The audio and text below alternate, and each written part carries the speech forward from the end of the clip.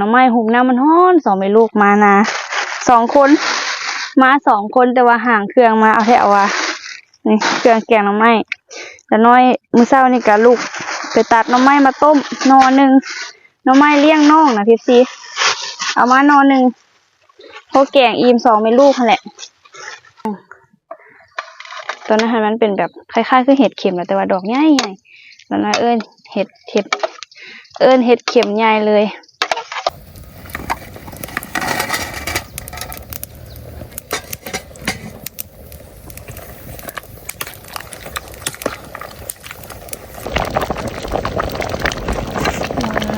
ใส่ผักลงไปเดี๋ยวจะแซ่บแน่มีทั้งผักขาแล้วก็ผักขะแยงใหม่ๆใส่กำลังได้เลยสบายดีทุกคนสบายดีพี่ทุกคนเด้อยินดีตอนรับเข้าซ่องเองละน้อยสาวลาวสบายดีตอนเที่ยงเด้อพี่ละน้อยหากระขึ้นจากเกี่ยวข้าววันนี้ก็มาเกี่ยวข้าวกับแม่2 คนเกี่ยวตัวที่เพิ่นนั่นให้ที่เพิ่นล่มเมื่อวานนี่แหละพี่เกี่ยวเมื่อนี้หันไข่แต่ว่าแม่เห็นแดดน้อยนึงบดตอนเช้าน้อยนึงนี่แหละแล้วเพิ่นก็แดดมากับแดดบ่แห้งดอกแต่ก็สิไข่ก่อนพอให้ข้าวแห้งแน่ขึ้นจากหน้าใหม่ๆพี่หาก็ขึ้นแล้วน้อยสิขึ้นมาเฮ็ดแกงหน่อไม้ท่าแม่นี้มื้อนี้มากัน2 คน2 แม่ลูกแม่เพิ่นกำลังเกี่ยวข้าวอยู่เฮาก็สิขึ้นมาห่างแนวกินท่าแม่พากันคิดอยากแกงหน่อไม้หุบน้ำมันฮ้อน2 แม่ลูกมานะ2 คน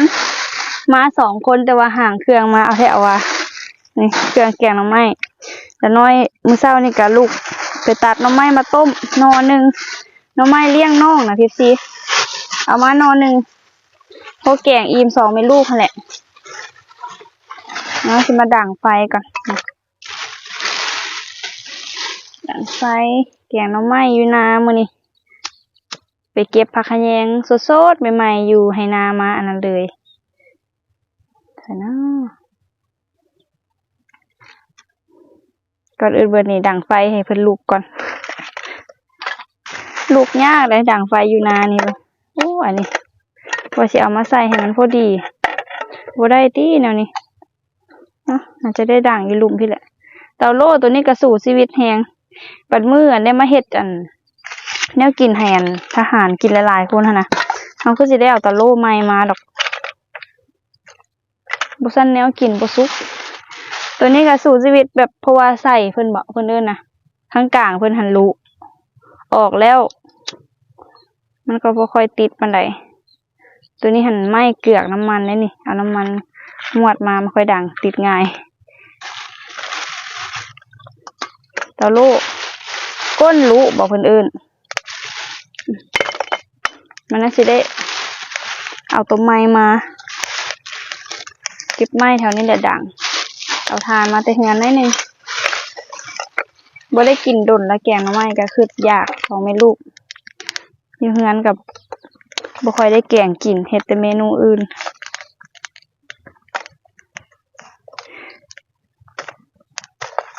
ยังพากันคือช่วงทีหน่อไม้เป็นหลายๆน่ะมีทั้งหน่อสังไผหน่อไผบ้านหน่อเลี้ยงน้องเป็นหลายๆช่วงยามฝนน่ะคืออยู่ว่าเป็นหยังคือบ่ได้พากันแกงหน่อไม้กินมกหน่อไม้กินขึ้นไปขึ้นมาโอ้พากันไปหาแต่ป่าย่อแต่กระดุ้งแม่นแท้ในช่วงนั้น PFC ก็จะเห็นว่าละน้อยย่อกระดุ้งหาปลาตลอดยามมองบ่เพราะว่าช่วงนั้นฝนตกน้ำขึ้นแล้วบ่ได้สนเลยบ่ได้เฮ็ดแกงหน่อไม้กินอีหยังเลยบ่ได้กินดนเติบละก็เลยว่าหากันมื้อนี้หน่อไม้เห็นหน่อไม้เกิดอยู่สวนมี4 5 หน่อสวนตัวข้างเฮือนค่ะก่อข้างเฮือนหน่อเลี้ยงน้องเลยว่าเอามาแกงกินกับแม่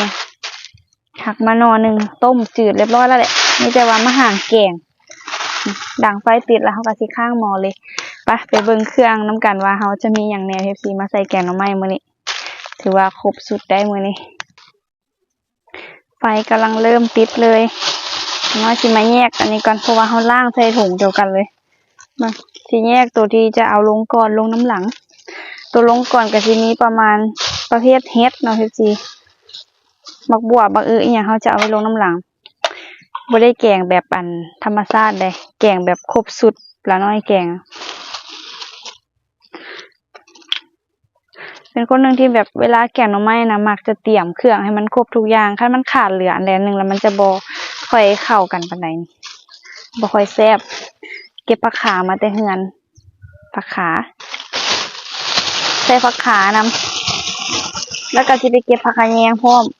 มีเห็ดนี่เฮาก็สิเอาลงก่อน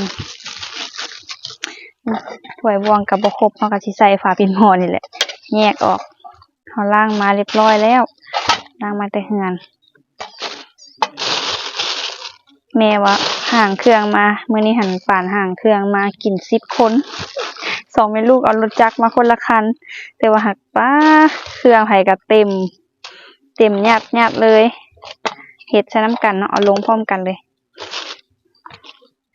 แม่เพิ่นไปตลาดมื้อเช้านี่นะเพิ่นสิไปแต่เช้าพุ่นแหละน้อยตัดหน่อไม้ต้มคือจะกินกะโทรบอกแม่ว่าให้เพิ่นซื้อเครื่องแกงหน่อไม้มาให้ซื้อเห็ดซื้ออิหยังมาผักขาผักหยังเฮาก็เก็บเอาอยู่เฮือนเห็ดนี่ดูดน้ำบ่เนาะคือว่าตุ้ยขึ้นมาตอนล่างกับบ่ตุ้ยปานนี้ดูดน้ำบ่จัก เพิ่นเฮ็ดเป็นสูตรให้เนาะแล้วมีอันนั้นพร้อมนะมีอันบักแข้ง2-3 พวงครบอีหลีบ่มีว่าจะบ่ขาดเลยนี่แกงหน่อไม้สุดนี่ครบสุดขนาดเลยจะแกงแซ่บๆกินนี่แล้วล่ะอันนี้เขาจะไว้ลงน้ำหลังเริ่มข้างหม้อเลยไฟติดละนี่อันนี้น้ำยานางไม่ไหม้น้อยยองมาแต่เฮือนนี่คุ้นเลยได้นี่นะเขียวอ้วนตัวแกงใส่น้ำยานางหลายๆแซ่บขุ่นขนาดเลยก็จะแซ่บเข้ากับบรรยากาศใส่หน่อไม้ลงไปเลย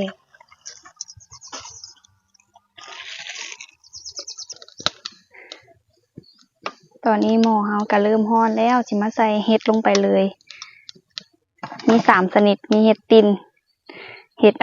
ตัวนี้มันเห็ดเข็มใหญ่บอกแล้วน้อยบ่แล้วก็เห็ดเข็มตัวน้อยเห็ดเข็มทองพอลงไปแล้วไปเกลือกับอันเข้ากับน้ำยานางเขียวๆตัวน่ะเป็นตาแซ่บขนาดเลยมาสิมาตำข้าวเบื่อบัดนี้ข้าวเบื่อมาเรียบร้อยแล้วเอาน้ำออกก่อน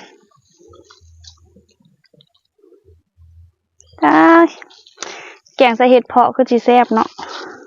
แต่ว่าเห็ดเพาะบ่มีช่วงนี้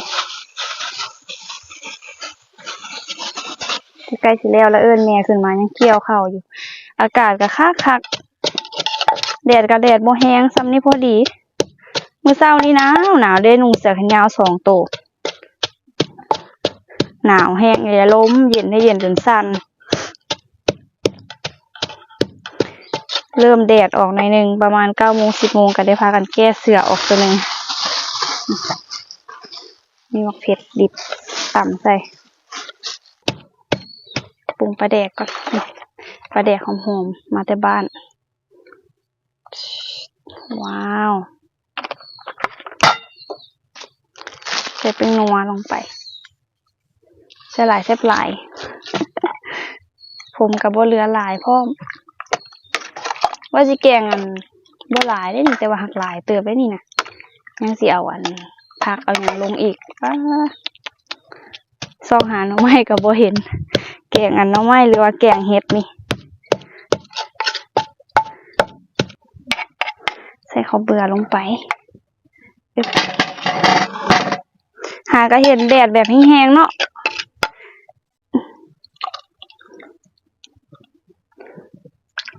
ดีใจเด้ข้าวแห้งแล้วนี่แดดมาแดดตอนคนขึ้นพักผ่อนนี่แดดโลด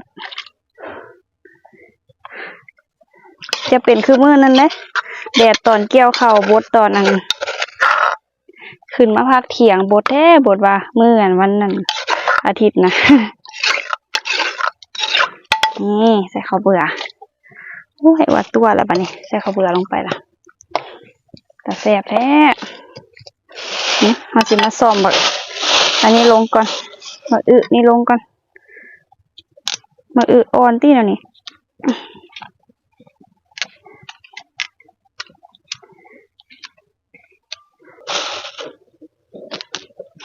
กำลังเริ่มฟดหม้อแกงหน่อไม้เฮา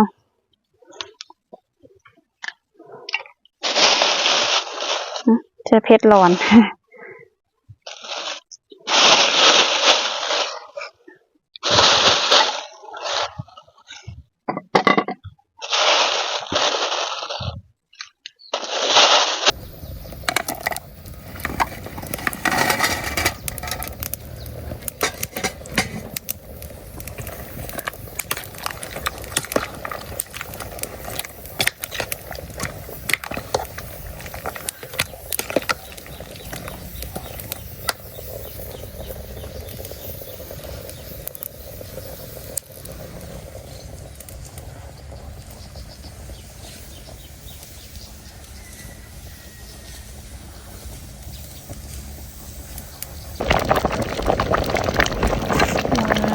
ใส่ผักลงไปเป็นกระแซ่บแน่มีทั้งผักขาแล้วก็ผักขยงใหม่ๆใส่กำลังได้เลย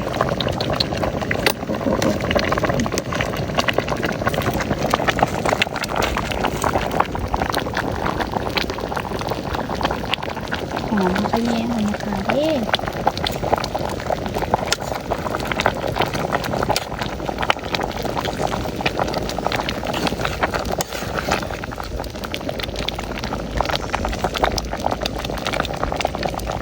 แกงหน่อไม้กระสุกและสิมาตำบักหุ่งกินข้าวเลยสิหิวข้าวแล้วตอนนี้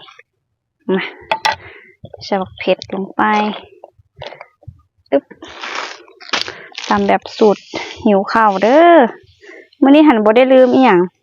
ปกติจะลืมเครื่องตำตลอดแต่ว่าเทื่อนี้เตรียมมาดี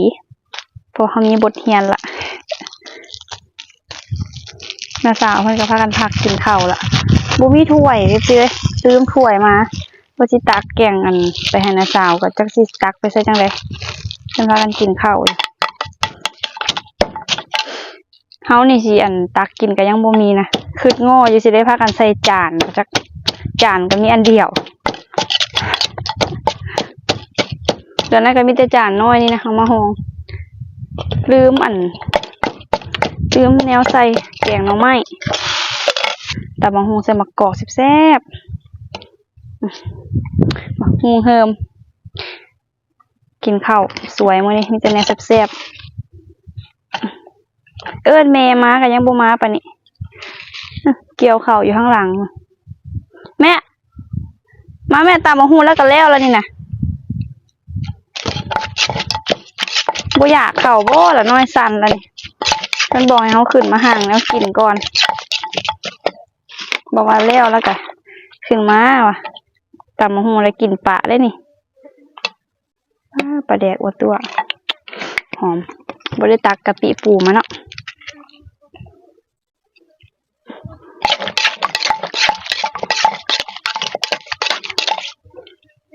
แกงหน่อไม้ข้างไว้ต่ออีกสุกแล้วแหละอันบักบัวบางอย่างเพิ่นก็เปื่อยแล้วแหละแล้วน้อยคันสิปรุงก็ย่านกินบ่แซ่บนะแบบอยากกินร้อนๆใหม่ๆก็เลยข้างไฟไว้ยาวเลย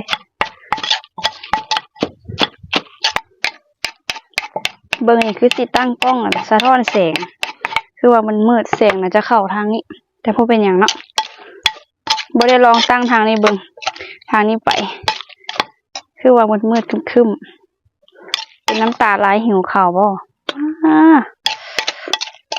ผักกาดเฮาก็มีผักบุ้งมื้อนี้เก็บผักบุ้งมาแต่สวน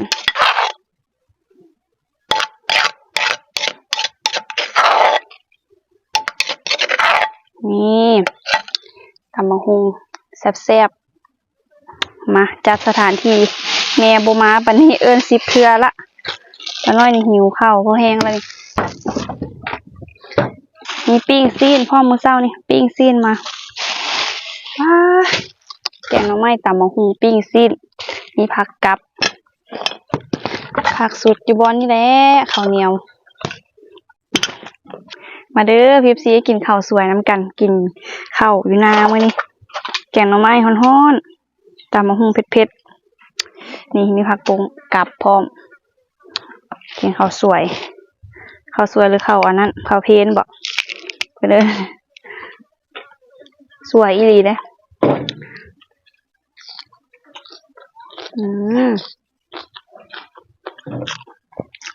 ลุยกันแม่นานขึ้นมาพอดเฮ็ดเวียกเกี่ยวข้าวมันขึ้นพอละมันอยู่แต่ว่าทางนี้หิวข้าวแล้วเราขอลุยก่อนจาก4 5 ค่ำเด้อตัวกำลังเป็น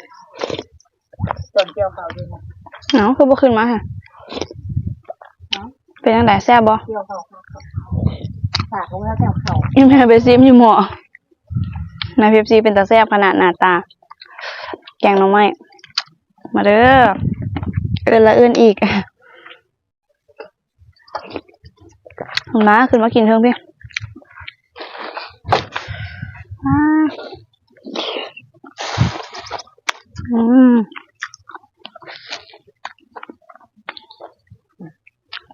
ทำไมฮ้อนเจ้าห้องลมเย็นดีพดมีตอนหนึ่งเลยแดดจ้าหมอว่าตายตอนนี้เล็กขึ้นค่ะเลยสาวน้อยขี่คันโฮมแล้วตอนนั้นสาวน้อยหยิบคันโฮมมาจะไหนก็บ่ขึ้นมาเนี่ยนะเกี่ยวมันขึ้นเรื่องเราปล่อยออกมาตอนนี้ไว้ลุงแล้วตำมะฮุ่งมันอ่อนตัดใหม่ๆต้มใหม่ๆนี่แหละน้อยจัดการเขานะบ่ได้มีแผนได้ว่าสิแกงเป็นแม่ไปตลาดคิดว่าสิเอาไปซื้อซีนมาปิ้งอย่างกินละแล้ว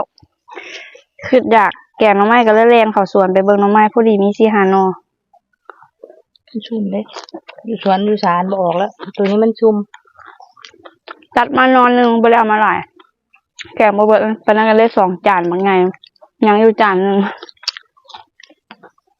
บอกแม่เพิ่นบอกให้น้าสาวเพิ่นมาตักเอาเพิ่นมีถ้วย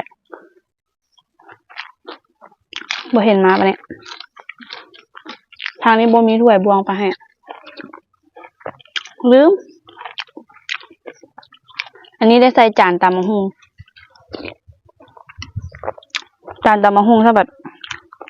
ใส่จานข้าวแม่บ่มีใส่ข้าวแซ่บบ่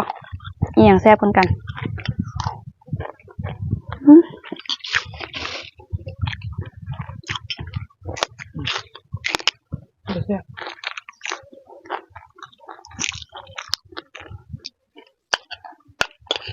ของมาลูกคือเขาเจ้าเขาเราถ่ายน้ำตาฮอดน้ำเสาวันอาทิตย์อยากเอาบอลพัดลมหันออกมันค่อยบ่ซ่ามึงนั้นอยากดันให้มันแล้วเด้วันเสาร์นี่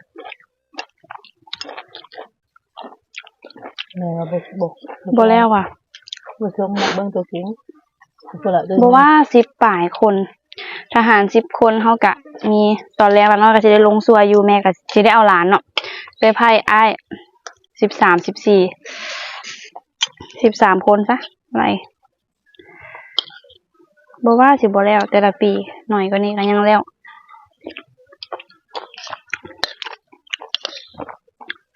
PFC เพิ่นท่วงเข้าว่าเข้าละน้อยงามแท้ใส่ปุ๋ยสูตรหยังน้อเพิ่นว่าซ้ำนี้อีแม่ว่างามบ่กับบ่ถึงขั้นว่างามดอกละน้อยเบิ่งนะ PFC